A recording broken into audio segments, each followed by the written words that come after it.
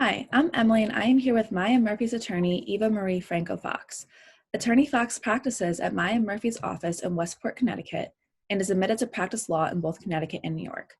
My question today for Attorney Fox is, I waived alimony in my prenuptial agreement. My financial circumstances have since changed, and I am now concerned that I won't be able to support myself without it. What are my rights? Thank you for your question, Emily. Generally in Connecticut, you have the right to renegotiate your prenuptial agreement. What does this mean? That you can come to your partner and you can say, I don't think these terms are enforceable anymore, or I don't think they are fair and equitable anymore. Can we renegotiate? Can we come up with some kind of different circumstance that will address our needs better? And you can enter into a postnuptial agreement, which is essentially a prenuptial agreement that's entered into after the date of marriage.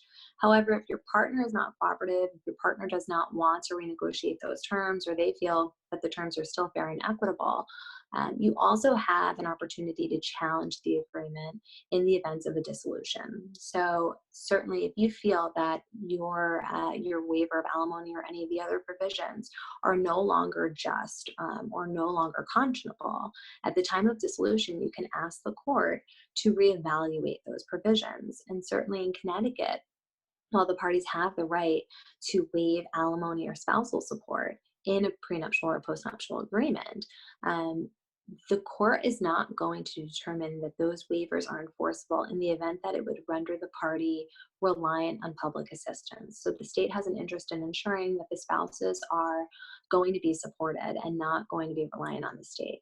And therefore, to the extent that the provision is going to render one of the parties destitute, the court is very likely to set aside that provision and rework the terms so that the party is not going to be reliant on public assistance.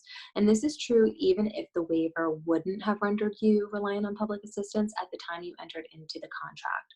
So certainly the contract could have been fair and equitable at the time you entered into it. Your circumstances have changed, and the court is going to acknowledge that and reevaluate that. And if it is, in fact, going to be unconscionable to enforce those same provisions at the time of dissolution because the financial landscape of the parties has shifted, then the court is more likely going to set that provision aside, rework the terms of the agreement, or perhaps invalidate the entire agreement in such a way that there wouldn't be this injustice by enforcing the agreement.